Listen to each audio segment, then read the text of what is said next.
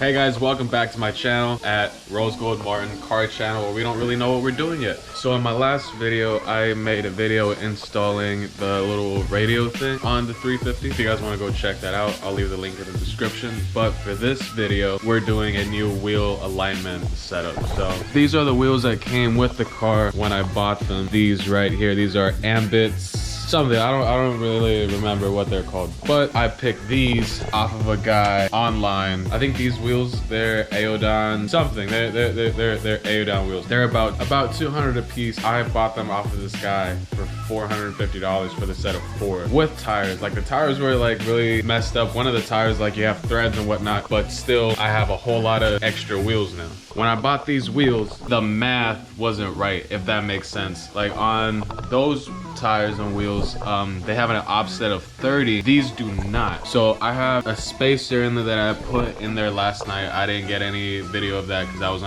under pressure time-wise. Like a 65, it's like 1.25 inches of extra space. It's an 1.25 inches of extra space like that. Today we're gonna go over just make it a super flush and nice. I'm trying to get this as like aggressive as I can, and then after all this, I'm gonna go get the car line. It wobbles at 40 because these wheels aren't balanced. They're like nothing.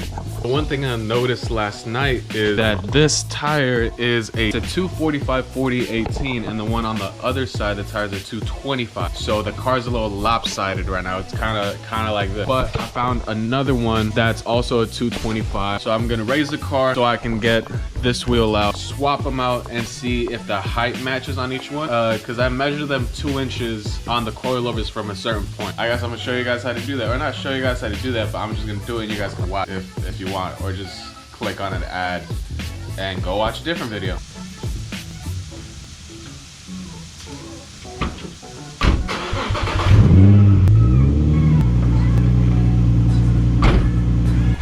So one thing that I just realized, there's really not that good of lighting on that side. So I'm just gonna flip the car around so that the front is facing towards the street, and that way we have all the lighting so you guys can see everything.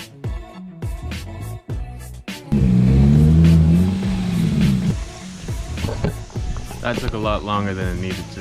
Whenever I'm raising the front, I always forget to loosen up the bolts before I put the car in the air. Because now the wheel moves freely because the drivetrain's in the back. The 350s, if you didn't know, they're rear-wheel drive. So the front has no powertrain whatsoever. It doesn't move at all. That's probably not even the right word. Now it's a lot more difficult to remove the wheel. So instead of just, you know, undoing it, I guess, like you normally would, now you have to jerk it to like catch it off guard or whatever, if you know what I'm saying. But yeah, I'm gonna take this wheel out, show you guys a spacer, and swap out the wheel, and then do the adjustment back there for the height, because this needs to drop minimum about 1 inch so it's nice and flush.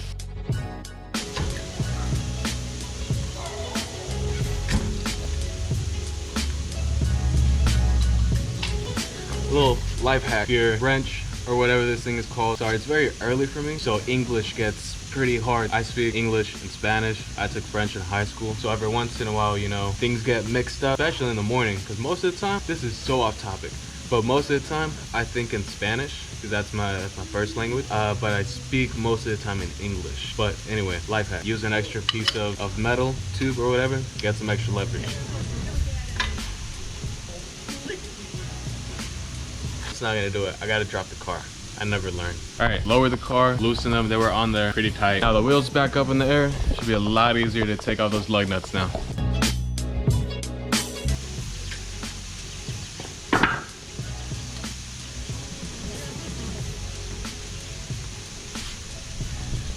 Okay, so the tire is off now. Now that the tire is off, I can show you guys the actual spacer. These are 1.25 inches. I'd like to believe it's a high quality stuff, and even then, supposedly you're not supposed to run spacers because they're really unsafe. I don't care at this point. I'm trying to wrap this up. I feel like I've been here long enough. Jokes, I'm just kidding. I love life.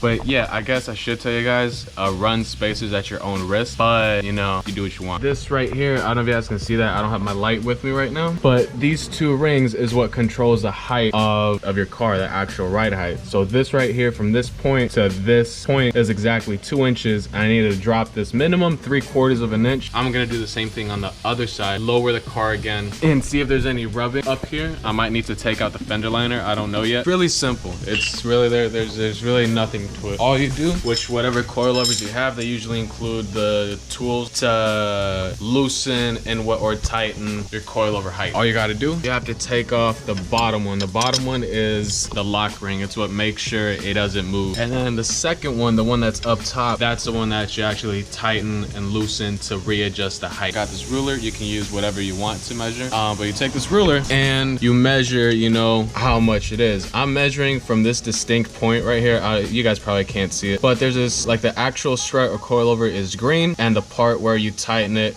and whatnot is black. I'm gonna drop it down to an inch or maybe a little bit less. I'm not really sure because I don't wanna, like, I'm trying to lower and raise the car the least amount of times as possible. So real quick, a quick tip. If you don't wanna keep going back measuring and whatnot, so until you have your actual height that you want, I like to set my actual lock ring to the distance that I want, and then I'll just lower this until it's right near, you know, the lock ring that I set as a marker, I guess you could say, and then measure it one last final time and then just tighten everything.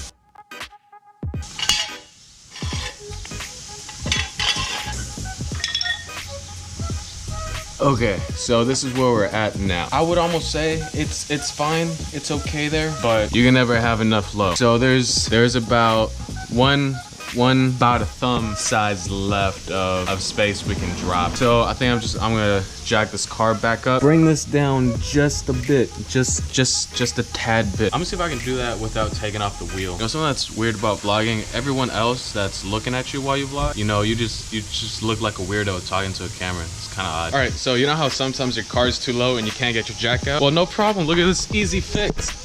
You grab some of your home weights, couple 2x4s, and you step on it for leverage, and then, oh, whoops, I didn't think that far ahead. You make sure this is loose, and then you just kind of like sit on this, push the car up, get the jack out, because we're geniuses, and then you slowly just let this drop. And then now this is stuck. Don't do things like that.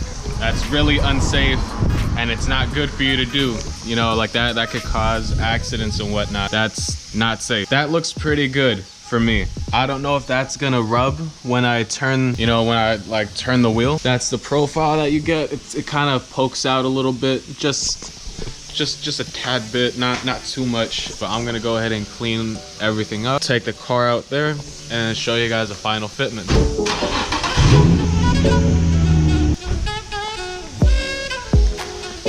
I like it. I think it looks pretty nice. If you don't like it, well, my car. I do what I want. But yeah, that's about it. I hope you guys found this educational in some way or another, or just entertaining for that matter. Well, you know, it's a work in progress. It's I guess you can say it's an actual project car now. I don't know how far I'm gonna take it. But anyways, thank you guys for watching. Comment, like, subscribe, tell your friends about it. I hope you guys enjoyed the video. I'll see you guys on the next one.